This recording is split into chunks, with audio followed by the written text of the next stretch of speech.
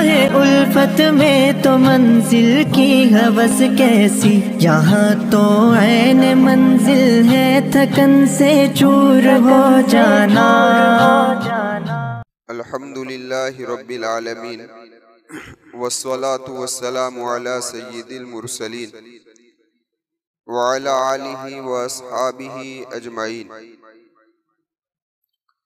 अऊज़ु बिल्लाहि मिनश शैतानिर रजीम। बिस्मिल्लाहिर रहमानिर रहीम।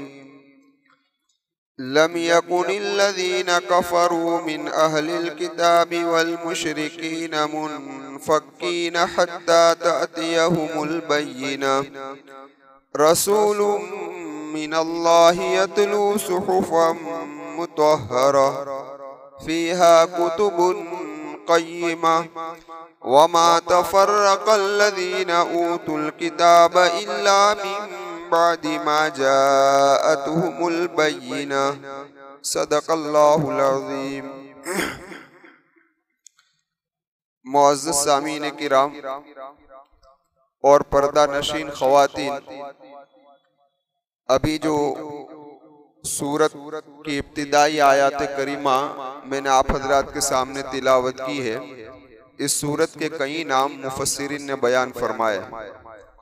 ये सूरत मेरे आका व मौला मुहम्मदुर रसूलुल्लाह सल्लल्लाहु अलैहि वसल्लम की मदनी ज़िंदगी के अंदर नाजिल हुई है और इस सूरत में 8 आयत करीमा है, 94 कलिमात है और 196 हुरूफ है।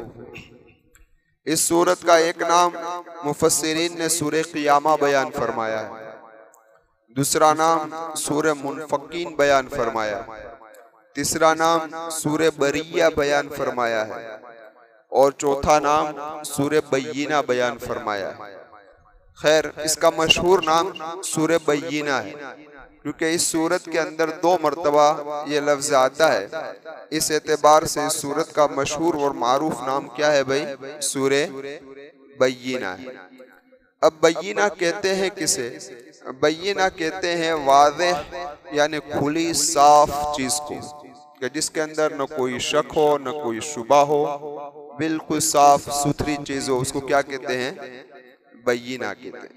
इसीलिए कुरान करीम की आयत करीमा को बय्यिनात कहा गया, मिनल बय्यिनाति वल हुदा, कि कुरान में साफ साफ बातें, साफ साफ दलील है, साफ साफ अहकामात है, जो कुछ भी है बिल्कुल वाज़ेह बात है। इसीलिए आयत करीमा को क्या कहा गया भाई? बय्यिनात। इसी तरीके से अहकामात को भी बय्यिनात कहा जाता है। इसी तरीके से आप देखिए कि मौजिज़े को भी बय्यिना कहा जाता है, क्योंकि मौजिज़ा जो होता है ये भी एक खुली दलील होती है, वाज़ेह दलील होती है। हज़रत ईसा अलैहिस्सलाम ने अपनी कौम से फरमाया था, क़द जिअतुकुम बिबय्यिनतिम मिर रब्बिकुम, मैं तुम्हारे पास तुम्हारे रब की जानिब से एक वाज़ेह निशानी लेकर आया। यही बात हज़रत सालेह अलैहिस्सलाम ने अपनी कौम से कहा था ऊँटनी के सिलसिले के अंदर, और कहा था कि बय्यिनतुम मिर रब्बिकुम, ये ऊँटनी तुम्हारे रब की तरफ से एक निशानी है, उसके साथ जुल्म और सितम से काम न लेना। खैर, कहने का मकसद यह है कि मौजिज़ा को भी क्या कहा जाता है? बय्यिना कहा जाता है। लेकिन इस सूरत के अंदर जो बय्यिना का लफ्ज़ 2 मरतबा आया है, तो इस सूरत में बय्यिना से क्या मुराद है? असल तो ये समझना है, इस सूरत में बय्यिना से खुद अल्लाह तबारक व ताला ही ने वजाहत फरमा दी कि यहाँ बय्यिना से मुराद मुहम्मदुर रसूलुल्लाह सल्लल्लाहु अलैहि वसल्लम की ज़ात गिरामी। क्या है? अल्लाह के महबूब सल्लल्लाहु अलैहि वसल्लम की ज़ात मुराद है, क्योंकि आप भी अल्लाह की जानिब से खुली हुई निशानी है ना भाई। और फिर आप तो अफजलुर रसूल है, साथ साथ में खातमुर रसूल भी है, इसलिए आप तो बिल्कुल वाज़ेह और साफ निशान। अब देखिए, इस सूरत के फ़ज़ाइल उलमा ने बयान फरमाए हैं, उनमें से एक फजीलत ये बयान फरमाई है कि अल्लाह तबारक व ताला ने मेरे प्यारे आका को हुक्म फरमाया था कि अल्लाह के महबूब सल्लल्लाहु अलैहि वसल्लम आप ये सूरत हजरत उबई इब्न काब रज़ी अल्लाह ताला अन्हु को पढ़ा दो। क्या कहा? हजरत उबई को पढ़ाने का फरमाया। जब अल्लाह के महबूब सल्लल्लाहु अलैहि वसल्लम ने हजरत उबई इब्न काब रज़ी अल्लाह तआला अन्हु से ये बात की, तो हजरत उबई इब्न काब रज़ी अल्लाह तआला अन्हु फरमाने लगे, अल्लाह के महबूब सल्लल्लाहु अलैहि वसल्लम, अल्लाह ने मेरे मुतालिक फरमाया है, मेरा नाम लिया है।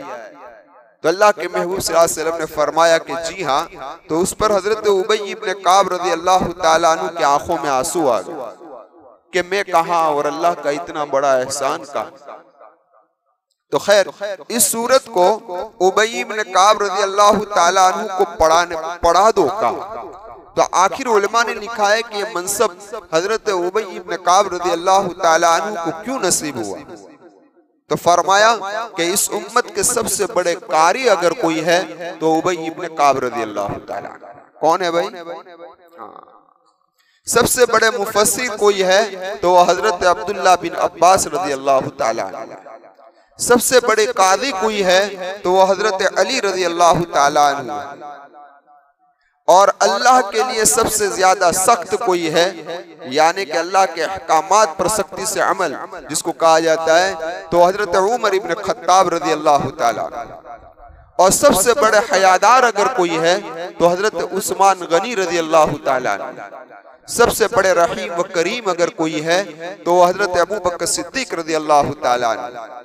और इस उम्मत में सबसे ज्यादा हराम और हलाल का इल्म रखने वाले अगर कोई है तो हजरत मुआज़ इब्न जबल रज़ी अल्लाह तआला। और इस उम्मत में सबसे ज्यादा विरासत का इल्म रखने वाले अगर कोई है, यानी इल्म फराइद के माहिर, तो वो हजरत ज़ैद रज़ी अल्लाह तआला। तो खैर, इन साहबा की खुसूसियात। तो हजरत उबई इब्न काब रज़ी अल्लाह तआला अन्हु इस उम्मत के सबसे बड़े कारी थे। इसलिए अल्लाह तबारक व तआला ने हुक्म फरमाया मोहम्मद रसूलुल्लाह सल्लल्लाहु अलैहि वसल्लम से कि ये सूरत हजरत उबई इब्न काब रज़ी अल्लाह तआला अन्हु को क्या कर दो भाई, पढ़ा दो। तो इस सूरत के फदाइल के अंदर ये बात आई। अब देखिए कि इस सूरत का रब्त क्या है, अगली सूरत के साथ जोड़ क्या है। तो उलमा ने लिखा है, जैसा कि मैंने पहले अर्ज किया, कि अगर कोई आदमी अपने लेवल से अपने आप को आगे बढ़ाना चाहता है तो उसके लिए दो चीजें जरूरी है। एक अपने इल्म के अंदर कमाल पैदा करे और दूसरा अपने अमल के अंदर कमाल पैदा करे। तो इल्म में कमाल पैदा करने का बयान सूरह अलक में गुजरा, अमल में कमाल पैदा करने का बयान सूरह कद्र के अंदर गुजरा। और इस सूरत के अंदर अल्लाह तबारक व तआला ये समझाना चाहते हैं कि अगर तुम्हें इल्म में कमाल पैदा करना है तो कुरान करीम के जरिए से होगा और किसी से नहीं हो सकता। तुम्हारे इल्म में कमाल क्यों? कि वो किताब है जो अल्लाह का रसूल लेकर आया है और उसके अंदर वाज़ेह मज़ामीन मौजूद है, इसलिए उसके जरिए से कमाल पैदा होगा। लेकिन अब बात समझ लीजिए कि अगर कुरान करीम से इल्म के अंदर कमाल पैदा करना है तो सीढ़ी से चढ़ना पड़ेगा। अगर कोई आदमी कूदका लगाकर डायरेक्ट सीखने के लिए जाएगा तो सर के बल गिरेगा। तो ये सीढ़ी क्या है कि जिसके जरिए से कुरान करीम से इल्म में कमाल पैदा किया जा सकता है। तो फरमाया वो सीढ़ी फिका और हदीस का इल्म है कि जब तक बंदा फिका के अंदर महारत हासिल नहीं कर सकता और जब तक बंदा हदीस के अंदर महारत हासिल नहीं कर सकता, वहां तक कुरान के जरिए से अपने इल्म के अंदर कमाल पैदा कर सकता नहीं है। ये जरूरी है इन दोनों चीजों में कमाल पैदा करना। इसीलिए अल्लामा इकबाल रहमतुल्लाह अलैह ने फरमाया कि सबसे मजलूम सहीफा अगर कोई है तो वो कुरान। तो किसी ने पूछा इकबाल से कि इसको मजलूम सहीफा क्यों कहा गया, तो अल्लामा इकबाल रहमतुल्लाह अलैह ने फरमाया कि जो चाहा, जिसने चाहा कुरान करीम की तफसीर लिखने के लिए बैठ गया। जिसने चाहा कुरान को लिखने के लिए क्या करने के लिए बैठ गया। हाँ, ये तो हो सकता है कि कुरान करीम से तुम इबरत हासिल कर सकते हो, यानी उसको पढ़कर कुरान करीम से तुम नसीहत हासिल कर सकते हो उसको पढ़कर। लेकिन कुरान करीम के हकाइक और कुरान करीम के दकाइक जब तक तुम्हारे पास फिका का इल्म नहीं होगा और जब तक तुम्हारे पास हदीस का इल्म नहीं होगा और इन दोनों इल्म में तुम्हारे अंदर महारत नहीं हासिल होगी, वहां तक तुम कुरान के मज़ामिन से इल्मी कमाल हासिल नहीं कर सकते। कुरान करीम का है, समझे बात। हाँ, अब देखिए इस सूरत के अंदर तीन मज़ामिन बयान फरमाए। पहले तो एक सवाल कायम किया, फिर इस सवाल का जवाब दिया, और सवाल ये कायम किया कि जलीलुल कद्र पैगंबर मोहम्मद रसूलुल्लाह सल्लल्लाहु अलैहि वसल्लम जो सारे अंबिया के सरदार हैं और सबसे बड़े रसूल है, तो उनको आखिर के अंदर क्यों भेजा गया? सिलसिलाए नबूवत चल रहा था तो इब्तिदाही के अंदर भेज दिया जाता, सिलसिलाए नबूवत चल रहा था तो दरमियान ही के अंदर भेज दिया जाता, सिलसिलाए नबूवत के आखिर में जलीलुल कद्र नबी मोहम्मद रसूलुल्लाह को क्यों भेजा? ये सवाल है। तो इब्तिदा के अंदर उसका जवाब ये दिया गया कि उस वक्त चांद सितारों से काम चल जाया करता था और गुमराही इतनी गहराई तक नहीं पहुंची थी, लेकिन जब गुमराही गहराई तक पहुंच गई, अरब में फैल गई, अजम में फैल गई, तो फिर आफताब नबूवत की जरूरत थी।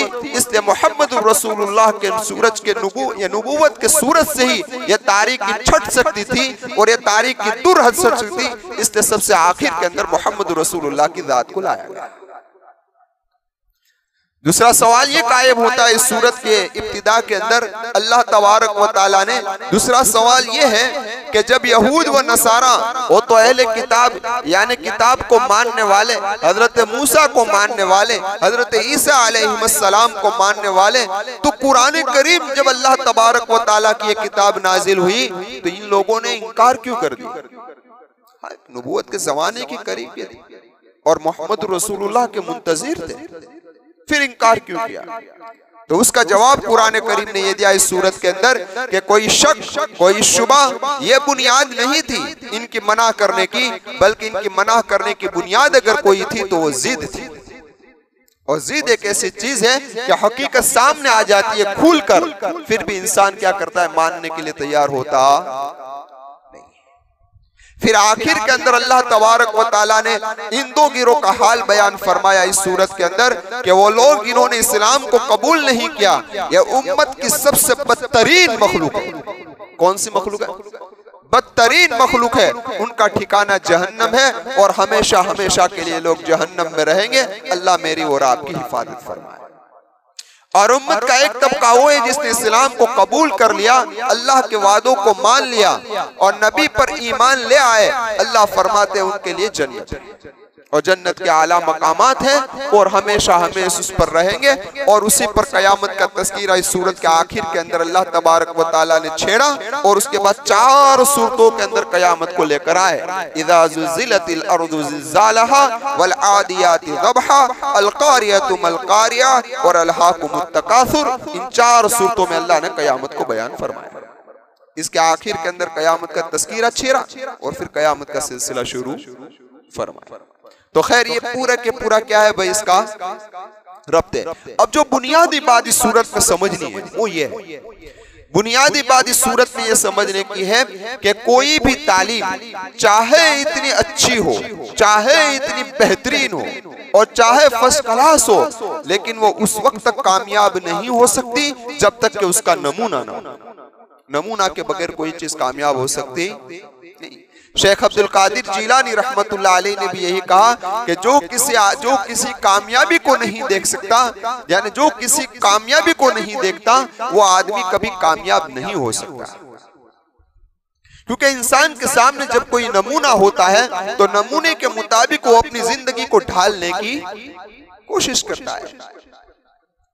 तो जब अल्लाह तबारक व तआला ने ये कुरान करीम को लैलतुल कद्र के अंदर नाजिल फरमाया और इस कुरान करीम के अंदर तालीमात थी, तो इस तालीमात का अमली नमूना मोहम्मद रसूलुल्लाह को बनाकर भेजा। इस उम्मत के सामने एक नमूना है। समझ, तालीमात तो थी लेकिन नमूना, तो नमूने के तौर पर मोहम्मद रसूलुल्लाह सल्लल्लाहु अलैहि वसल्लम की ज़ात अक़दस है। इसीलिए फरमाया लक़द कान लकुम फ़ी रसूलिल्लाहि उस्वतुन हसना। हाँ, उस्वा हसना है तुम्हारी पूरी जिंदगी के हर शोबे के अंदर मेरे नबी की ज़ात उस्वा है। चाहे तुम्हारे घरों के अंदर खुशी हो, चाहे तुम्हारे घरों के अंदर गमी हो, चाहे तुम मालदारी के ऊंची मंजिल पर पहुंचे हुए हो, चाहे तुम गुर्बत की हालत में तुम्हारी जिंदगी गुजर रही हो, चाहे तुम्हारी जिंदगी इज़्दिवाजी हो, चाहे तुम जवानी के आलम में हो, चाहे तुम बचपन के आलम में हो, पैदाइश से लेकर वफात तक हर नक्शा मोहम्मद रसूलुल्लाह की ज़ात में मिलेगा। कि तुम्हें जिंदगी के इस शोबे में कौन सी राह इख्तियार करनी है और तुम कामयाबी की मंजिल किस तरीके से पहुंच सकते हैं। और यही उसवा सहाबाए किराम रिज़वानुल्लाहि ताला अलैहिम ने अजमईन ने अजमाया, और सहाबा के सामने नबी की जात नमूना थी, उसी नमूने पर अपनी जात को ढाला। तो कुरान करीम ने ऐलान कर दिया कि जिस तरीके से सहाबा ईमान लाए इस तरीके से तुम ईमान ले आओ, यानी तुम्हारे ईमान को सहाबा के ईमान पर तोला जाएगा। कि सहाबा ने नबी करीम सल्लल्लाहु अलैहि वसल्लम का जो नमूना था उसी पर आया, और उसी की इक्तिदा ताबीन ने की, और जिन लोगों ने इसकी इक्तिदा करते गए वो कामयाब होते गए। तो हमारे सामने क्या नमूना है भाई? मोहम्मद रसूलुल्लाह सल्लल्लाहु अलैहि वसल्लम की जात। सैयद सुलेमान नदवी रहमतुल्लाह अलैह बड़े आलिम गुजरे, बड़े मुअर्रिखी भी है, बड़े आलिम भी गुजरे हैं। हकीमुल उम्मत रहमतुल्लाह अलैह से आप बैत थे, और अल्लामा शिबली रहमतुल्लाह अलैह ने ये सीरतुन नबी की किताब की इब्तिदा की, फिर जिंदगी ने वफा नहीं की, इस दुनिया से रुखसत हो गए। अल्लामा सैयद सुलेमान नदवी रहमतुल्लाह अलैह ने इस किताब को आगे बढ़ाया, और सीरतुन नबी में आपने किताब लिखी। आप फरमाते हैं मैं यूरोप से वापस आ रहा, मिस्र के करीब का वाक़या है, तो एक जहाज में बैठा हुआ था, तो जहाज के अंदर टैगोर कहते हैं, और टैगोर भी साथ के अंदर था। ये बड़ा फलसफी गुजरा है, हिंदुस्तान का एक बड़ा फलसफी गुजरा है टैगोर। फरमाया वो हमारे साथ सफर में था, बातचीत करने का मौका मिल गया, और ये नोबल याफ्ता था, इनाम याफ्ता। हाँ, इनको ये टैगोर को जो नोबल मिला था ना इनाम, बतौर इनाम के, वो अल्लामा इकबाल के मुकाबले में मिला था, लेकिन मैच फिक्स हो गया था। मैच क्या हो गया था? हकदार अल्लामा इकबाल थे, लेकिन मैच फिक्स हो गया। तो खैर टैगोर फरमाते हैं सैयद सुलेमान नदवी रहमतुल्लाह अलैह कि टैगोर हमारे साथ जहाज में था, बातचीत करने का मौका मिला, तो मैंने कहा उससे टैगोर से कि आपने मुख्तलिफ मज़ाहिब से अच्छी अच्छी बातें लेकर आपने अपनी बुनियाद, आपने अपने मजहब को बनाया, तो आखिर ये दुनिया में फैला क्यों नहीं? दुनिया में फैला क्यों नहीं?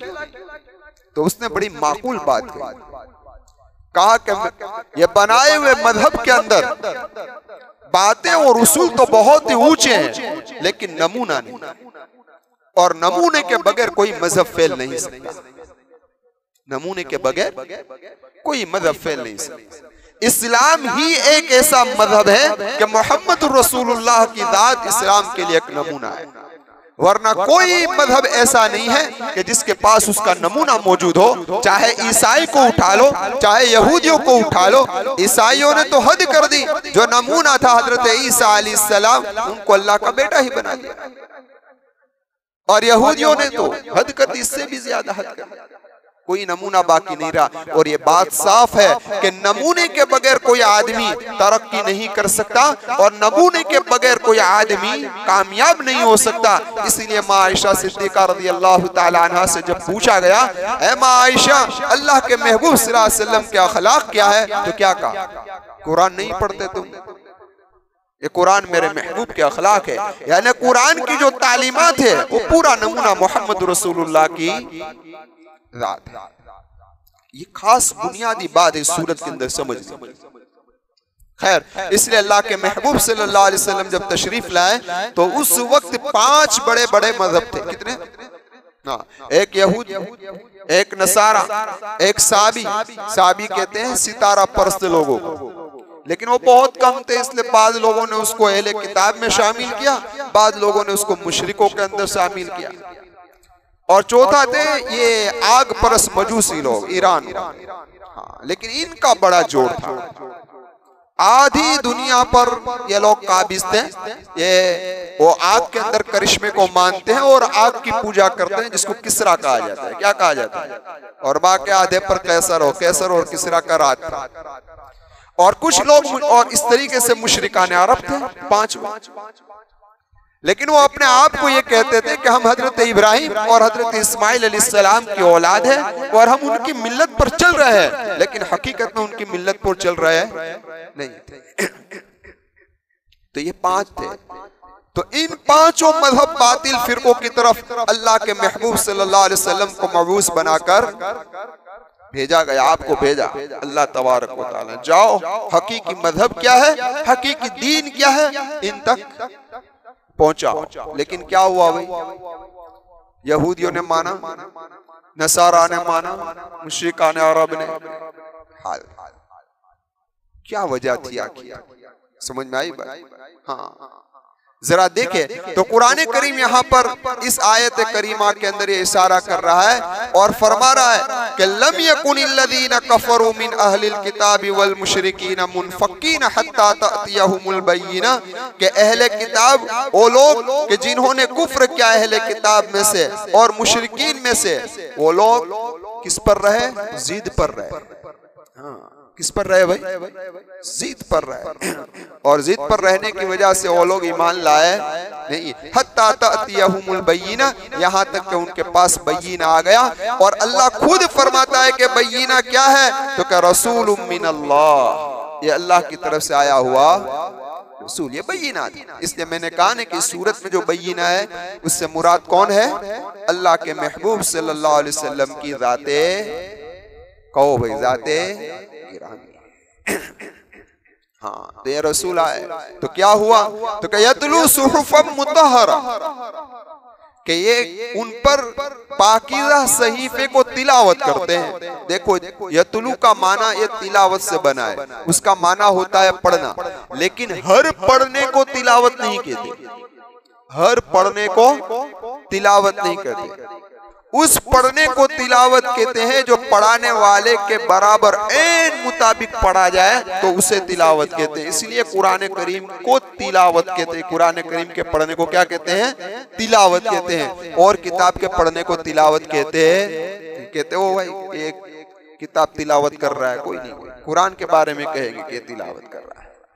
अब इसी के बारे में फरमाया कि सुहुफम, सुहुफम जो है ना ये बहुवचन है और उसका एक वचन है सहीफा, और सहीफा कहा जाता है कि जिसके कुछ सफ़हात हो और उसके अंदर मज़ामिन लिखे गए हो, उसको सहीफे कहते हैं। तो इस सहीफे की सिफत लाए मुतहहरा, कि ये सहीफे ऐसे हैं जो पाकीज़ा है, उसमें न शक है न शुबहात है, कुछ भी नहीं है। फिर फरमाया कि फीहा कुतुबुन कय्यिमा, उसके अंदर कुतुब कय्यिमा है। कुतुब ये किताब की जमा है, किताब का माना होता है लिखी हुई चीज, इसका बहुवचन ये कुतुब है, उसकी सिफत। लेकिन यहाँ एक किताब मुराद नहीं, यहाँ अहकाम मुराद है। और कय्यिमा लाए यानी कि मजबूत और मुस्तहकम।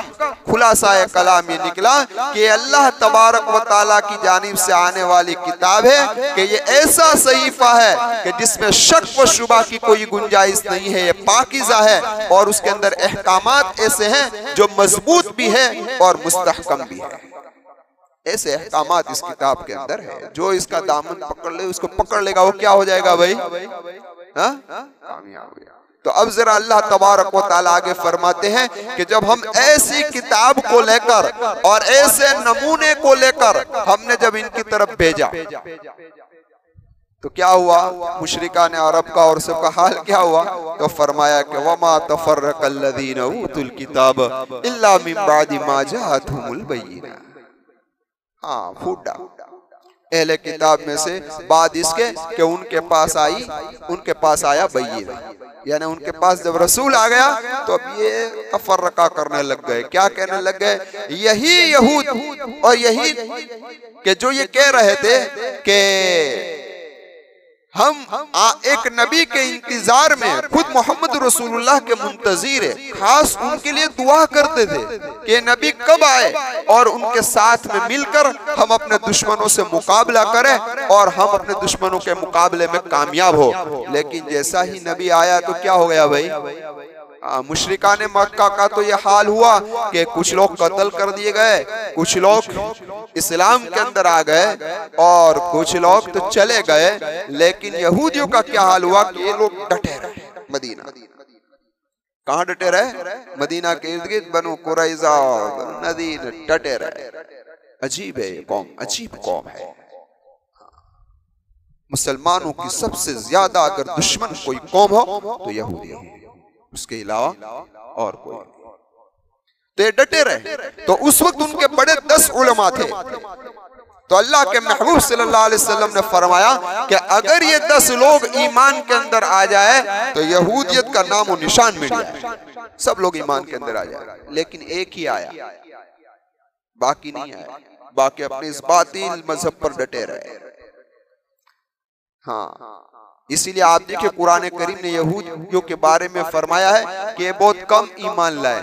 क्या बोला है? वो बहुत कम। तो आज भी आप उठाइए कुरान के इस लफ्ज को लीजिए और तारीख का मुताला कीजिए, जितने दूसरे मजहब वाले इस्लाम के अंदर दाखिल हो रहे हैं उसके मुकाबले में यहूदी बहुत कम दाखिल, बहुत कम। फिर उनको खैबर से जो निकाला है, लेकिन आज भी खैबर उनके दिमाग में घूमता है, आज भी प्लानिंग में है कि किस तरीके, जिस तरीके से फलस्तीन में आ गए और फलस्तीन में अड्डा जमा दिया उन्होंने और आहिस्ता आहिस्ता फलस्तीन को खत्म किए जा रहे हैं। इजराइल आगे बढ़ता जा रहा है। अब प्लानिंग क्या है? अब प्लानिंग है खैबर पर कब्जा कर। और आज भी देखो इनके बोर्डों पे खैबर लगा, क्योंकि ये बिल्कुल ऐसी कौम है कि जो जहरीली कौम है, बदला लेने पर डटी हुई है कि इन लोगों ने हमें खैबर से निकाला है, हम खैबर को लेकर रहे हैं। ये टारगेट है। तो सबसे बड़ी अगर हमारी कोई दुश्मनी पर है तो कौन है? यहूदी। हाँ, लेकिन आज का मुसलमान वही फैशन पे चल रहा है यहूदियों की, है ना, उसी के फैशन, उसी के नक्शे। हालांकि नमूना बनाकर भेजा था मोहम्मद रसूलुल्लाह की जात को, और ये तो मोहम्मद रसूलुल्लाह के दुश्मन है। इसी दुश्मन की फैशन पर चल रहा है नौजवान और उसी पर फख्र कर रहा है। अल्लाह हिफाजत फरमाया, है ना। तो खैर मैं ये कर रहा था कि आए तो अब ये सवाल ये पैदा होता है कि जो मुंतजिर हो, दुआ कर रहा हो, तो आखिरकार क्या वजह हुई कि उन्होंने नबी का इनकार कर दिया और कुरान करीम को माने नहीं? तो फरमाया कि और कोई बात नहीं थी, सिर्फ हसद। हसद मिन इंदी अनफुसिहिम। और हसद किस बात का? कि भाई नबी जो आने वाला था वो बनु इसराइल में आने वाला था, बनु इस्माइल में क्यों आ गया? ये हसद। हजरत इब्राहिम अलैहिस्सलाम कितने साहबजादे? इसहाक और इस्माइल। तो सारे नबी जो आए वो किस में से आए? इसहाक अलैहिस्सलाम की नस्ल में से आए। वरना तो यही लोग जानते थे हजरत इब्राहिम को, हजरत मूसा को, हजरत ईसा को, सारे नबी इसी में से आए। तो इंतजार में इसी में से कि हमारी ही अंदर से आखिरी नबी आएगा। लेकिन अल्लाह तबारक व तआला ने आखिरी नबी हजरत इस्माइल अलैहिस्सलाम की औलाद में से अता किया। बस ये हसद था कि ये बदल क्यों गया, और यही भूत अभी इनके दिमाग के अंदर सवार है। इसलिए मोहम्मद रसूलुल्लाह पर ईमान नहीं लाए। खैर, तो मैं अर्ज ये कर रहा था कि इन 4 आयत करीमा में खास तौर पर अल्लाह तबारक व ताला ने यही मजमून को समझाया है कि नमूने के बगैर कोई भी तालीम कामयाब हो सकती नहीं है, जिसका खुलासा मैंने आप हजरात के सामने पेश किया है। अगली 4 आयतों की तफसीर इंशाअल्लाह आइंदा कल की मजलिस के अंदर पेश करूंगा। व आखिरु दावाना अल्हम्दुलिल्लाहि रब्बिल आलमीन। अल्लाहुम्मा लकल हम्दु शुक्रा व लकल मन्नु फज़ला। अल्लाहुम्मा लकल हम्दु कमा अंत अहलु फसल्ली व सल्लिम अला मुहम्मदिन कमा अंत अहलु वफ़अल बिना कमा अंत अहलु फ़इन्नका अहलुत तक़वा व अहलुल मग़फ़िरा। या अहदस समदल्लज़ी लम यलिद व लम यूलद व लम यकुल लहू कुफुवन अहद। या अल्लाह, या अल्लाह, या अल्लाह, ला इलाहा इल्ला अंत सुब्हानक इन्नी कुन्तु मिनज़ ज़ालिमीन। रब्बना ज़लमना अनफुसना व इल्लम तग़फिर लना व तरहमना लनकूनन्न मिनल खासिरीन। अल्लाहुम्मा इन्नका अफ़ुव्वुन करीमुन तुहिब्बुल अफ़्व फ़अफ़ु अन्ना या करीम। अल्लाहुम्मा मग़फ़िरतुक अवसअ मिन ज़ुनूबी व रहमतुक अर्जा इंदी मिन अमली। ए अल्लाह, हमारे गुनाहों को माफ़ फरमा दे। ए अल्लाह, हमसे राज़ी हो जा। ए अल्लाह, हमसे नाराज़ न हो। ए अल्लाह, तेरी रज़ा का परवाना दे दे। मौत के वक्त भी दे दे, अभी भी दे दे, क़यामत के मैदान में भी दे दे, और इसी रज़ा के साथ हमें जन्नतुल फिरदौस में पहुँचा दे। ए अल्लाह, जहन्नम से बचा लेना। ए अल्लाह, अज़ाब कब्र से बचा लेना। ए अल्लाह, इस दुनिया के ज़ाहिरी और बातिनी फितनों से हमें बचा लेना और फितने का हमें सबब न बनाना। ए अल्लाह, मुसलमानों पर रहम फरमा दे, करम फरमा दे, आफियत का मामला फरमा दे। ए अल्लाह, मुसलमानों के घरों की हिफाजत फरमा ले। ए अल्लाह, ये जालिम कौम बुलडोजर फिरा रही है। ए अल्लाह, आप बड़े मददगार हैं, आप बड़े मुआविन हैं। ए अल्लाह इनको घरों से बेघर किया जा रहा है। ए अल्लाह जवान लड़कियां बाहर है, छोटे छोटे बच्चे बाहर है। ए अल्लाह आप बड़े रहीम है, आप बड़े करीम है। इनके लिए बेहतरीन घरों का इंतजाम फरमा दे, बेहतरीन घरों का इंतजाम फरमा दे। ए मेरे रब, ए मेरे मालिक, ए मेरे खालिक, ए मेरे अल्लाह, हमारी दुकानों को निशाना बनाया जा रहा है, हमारी औरतों को निशाना बनाया जा रहा है, हमारी दरगाहों को निशाना बनाया जा रहा है, मसाजिदों को निशाना बनाया जा रहा है, मदरसों को निशाना बनाया जा रहा है। ए अल्लाह, ला इलाहा इल्लल्लाह, तू ही हमारा है, तेरे सिवा कोई हमारा नहीं है। तुझ ही से मदद की उम्मीद है, तेरे सिवा किसी से मदद की उम्मीद नहीं है।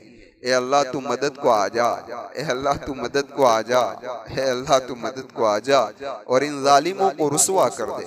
ए अल्लाह इनकी शरारतों को ख़त्म कर दे, ए अल्लाह इनकी खबासतों को ख़त्म कर दे और इनके फितनों से मुसलमानों की हिफाजत फरमा ले। ए अल्लाह मुसलमानों को, मुसलमानों में इत्तिफाक अता फरमा दे, इत्तिहाद अता फरमा दे, जोड़ अता फरमा दे। ए अल्लाह ऐसे माहौल के अंदर, ऐसे हालात के अंदर तेरे नेक बंदे हैं जो रात के आखिरी हिस्से में तेरे सामने उम्मत के गम के अंदर रो रहे हैं। ए अल्लाह उनकी मदद फरमा, ए अल्लाह उनकी नुसरत फरमा, ए अल्लाह उनकी उम्रों में आफियत, इज्जत और सेहत के साथ बरकत अता फरमा। ए अल्लाह जो मुसलमानों के हुकूक के लिए और मुसलमानों के तहफ़्फ़ुज़ के लिए जो दिन रात कोशिशें कर रहे हैं या जितनी भी कोशिश कर रहे हो, रातों को रो रहे हैं, दीन में कोशिश कर रहे हैं, तुझसे मांग रहे हैं, ए अल्लाह हकीकत के अंदर इनकी उम्रों में बरकत अता फरमा। ए अल्लाह हर शरीर की शरारत से, हर फितीन की फितने से, हर दुश्मनों की दुश्मनी से इनकी हिफाजत फरमा। दाएं बाएं ऊपर नीचे आगे से इनकी हिफाजत फरमा। ए अल्लाह तेरे नेक बंदे जो रात के आखिरी हिस्से में दुआओं में मशगूल होते हैं, उनकी दुआओं में हमारा हिस्सा नसीब फरमा। ए अल्लाह इनकी मोहब्बत हमें नसीब फरमा, इनकी मोहब्बत नसीब फरमा। प्यारे आका के नक्शे कदम पर चलना हमारे लिए आसान फरमा। ए अल्लाह हमें नबी के सुन्नत तरीके पर चलना आसान कर दे और हमारी ज़िंदगी को बेहतर से बेहतर बना दे। ए अल्लाह रमज़ानुल मुबारक का अक्सर हिस्सा गुजर चुका है, कुछ हिस्सा बाकी रहा है। ए अल्लाह इस हिस्से के अंदर जो कुछ भी इबादत हुई तेरे फजल से हुई, तेरे करम से हुई। हे अल्लाह उसे आप अपनी रहमत से कबूल फरमा लीजिए।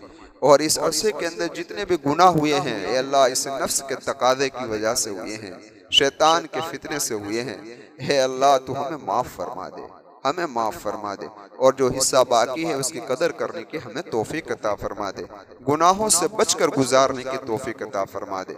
ए अल्लाह तेरे दीन की मेहनत को लेकर जो लोग चल रहे हैं, दुनिया के कोने कोने के अंदर घूम रहे हैं, हे अल्लाह गुमराही में फंसी हुई उम्मत हिदायत की तरफ आ जाए, यही फिक्र लेकर ये चल रहे हैं। या अल्लाह उनकी मदद फरमा, उनकी नुसरत फरमा, उनकी हिफाजत फरमा। वो लोग अपने घरों को छोड़कर निकल चुके हैं, या अल्लाह उनके घरों की हिफाजत फरमा, उनकी मदद फरमा। ए अल्लाह पूरी उम्मत को हिदायत अता फरमा। प्यारे आका की उम्मत पर रहम फरमा दे, प्यारे आका की उम्मत की मगफिरत फरमा दे, प्यारे आका की उम्मत के गुनाहों को माफ़ फरमा दे। ए अल्लाह जो मांगा वो भी अपनी रहमत से अता फरमा दे, जो रह गया वो भी अपने फजल व करम से अता फरमा दे। ए अल्लाह लैलतुल क़द्र नसीब फरमा दे। ए अल्लाह उसके हकीकी माने में कदर करने की तौफीक अता फरमा दे और गुनाह से बचकर हे अल्लाह इस रात को गुजारने वाला बना दे। ए अल्लाह, हे अल्लाह, ए अल्लाह तेरे नेक बंदों ने रमज़ान की रातों में जो दुआएं मांगी है, जो खैर तुझसे मांगी है, उसमें हमारा हिस्सा अता फरमा। और जिन शुरूर से पनाह चाहिए है, इन सारे शुरूर और फितनों से हमारी हिफाजत फरमा ले। इन्नल्लाह व मलाइकतहु युसल्लूना अलन नबी या अय्युहल्लज़ीना आमनू सल्लु अलैहि व सल्लिमू तस्लीमा। अल्लाहुम्मा सल्लि अला मुहम्मदिन कुल्लमा ज़करहु ज़ाकिरून व सल्लि अला मुहम्मदिन कुल्लमा गफ़ला अन ज़िक्रिहिल गाफ़िलून बिरहमतिक।